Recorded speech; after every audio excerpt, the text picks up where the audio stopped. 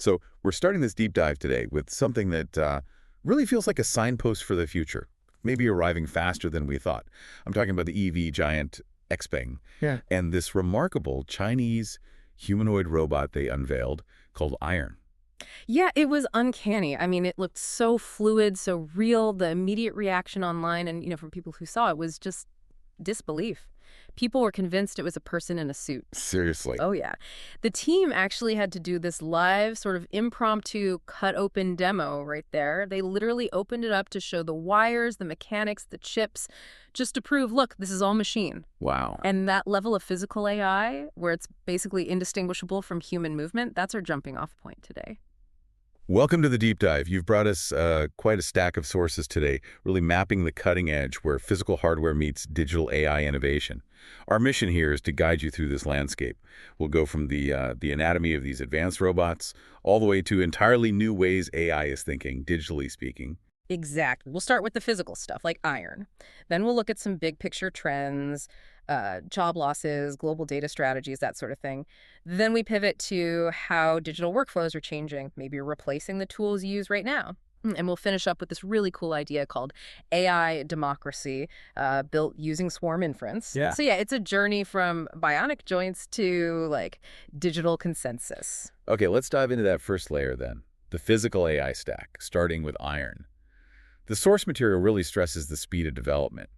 It notes that progress, particularly in places like China, seems to be accelerating much faster than maybe many in the West realize. This isn't just small steps, is it? No, it's absolutely leapfrogging previous generations. When you look under the hood at Iron, the spec that jumps out is 82 degrees of freedom, or DOF. That's, a lot of ways to move. 82. But here's the kicker, the really crucial engineering detail.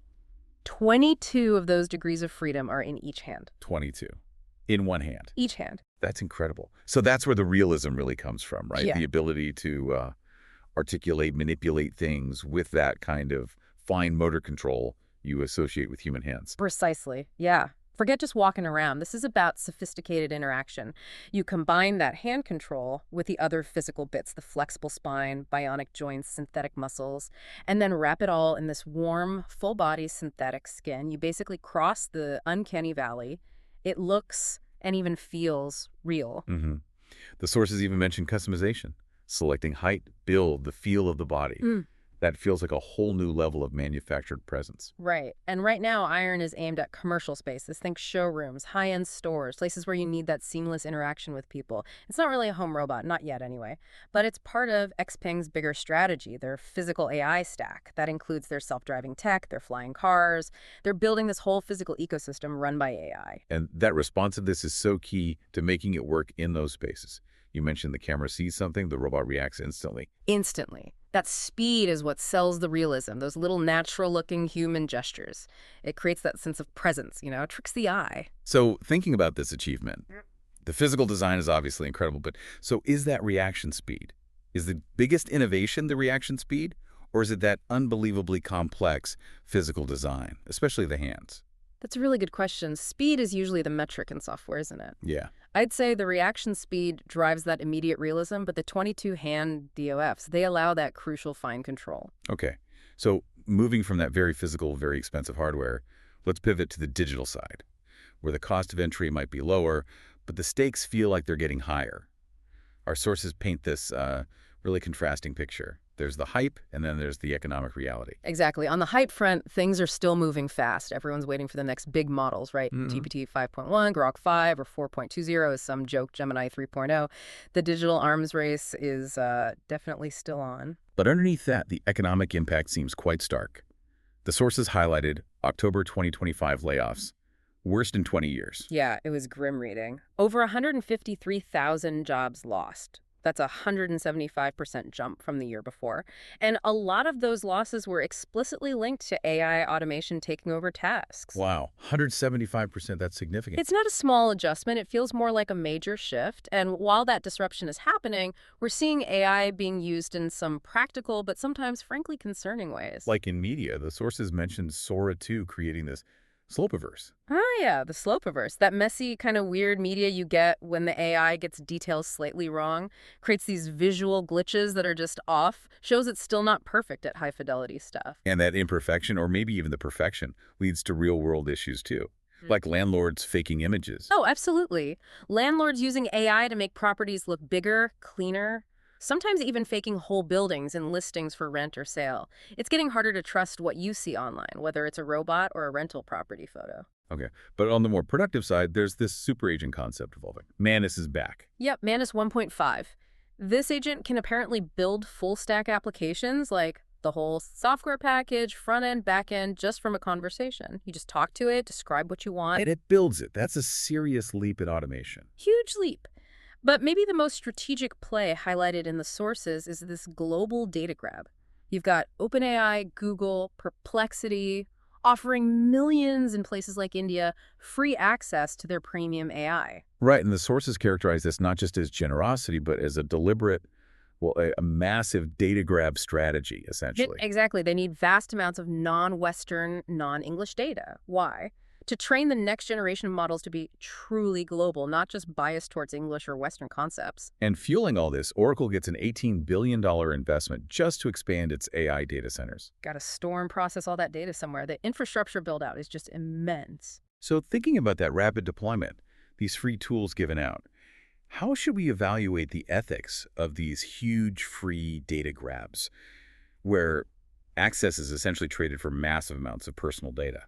Well, free tools often mean trading personal data for access. It demands critical awareness from users. That infrastructure growth and the need for better results, it leads naturally to this workflow revolution idea. It's definitely been frustrating, paying for separate tools, one for research, one for writing, another for images. The sources talk about a solution, this single canvas workflow. Yeah, and what's interesting is how these tools are positioned.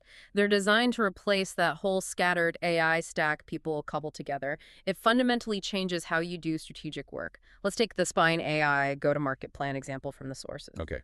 Step one is parallelism. Right. Instead of drowning in browser tabs trying to synthesize competitor info or reports yourself, you use what they call a deep research block. It analyzes, say, 10 competitors simultaneously, pulls it all together. Ah, okay. So it handles the heavy lifting of gathering and initial synthesis. Exactly. Then, step 2, brainstorm with an AI team. You take that research and branch it out into parallel blocks. It's kind of like stacking Lego blocks of data, but Each block uses a different AI model. precisely. So you might assign Claude 3 Opus, which is great creatively to work on messaging. You get GPT-4o, maybe, to generate target personas based on the research.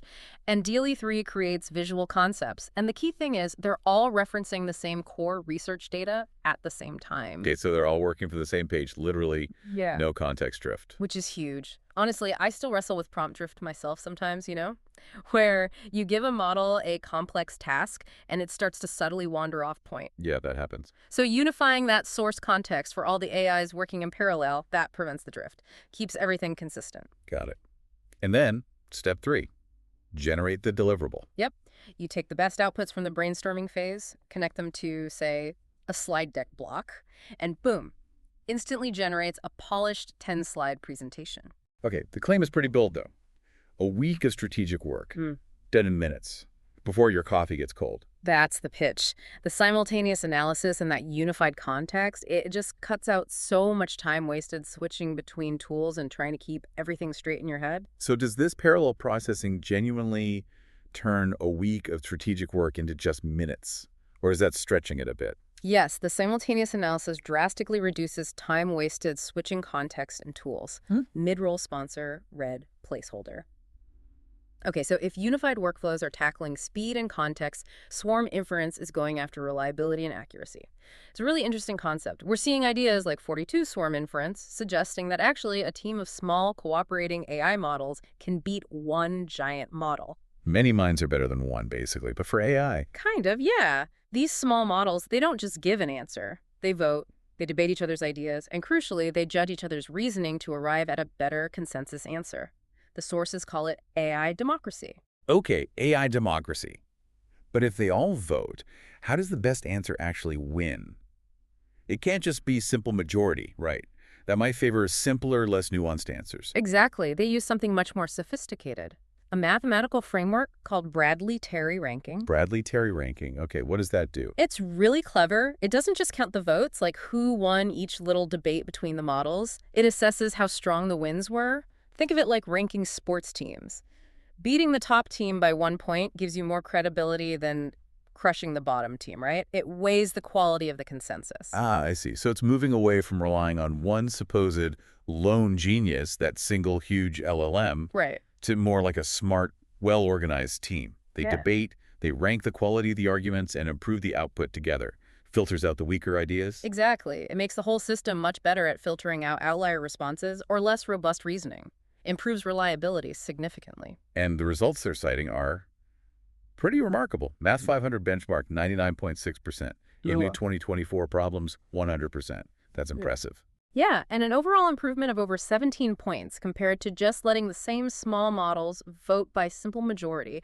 That's a huge jump in accuracy. A moment of wonder. Whoa. I mean, imagine scaling that kind of collective critical thinking, that weighted ranking, to like a billion queries instantly, the potential reliability. It suggests that this kind of decentralized decision-making, where the consensus is carefully ranked and weighted, is just fundamentally more robust, especially for complex problems. Maybe single models just have inherent limits on reliability. So is this swarm inference approach, this decentralized AI democracy, is that the necessary path forward to get truly trustworthy, reliable AI? Decentralized decision-making and ranking consensus proves far more robust than singular models. This has been quite the journey today. We started with Xpeng's iron robot, so physically convincing they had to literally cut it open to prove it wasn't human. Right. And we end up with AI's digital brain restructuring itself into these collaborative, democratized teams using swarm inference.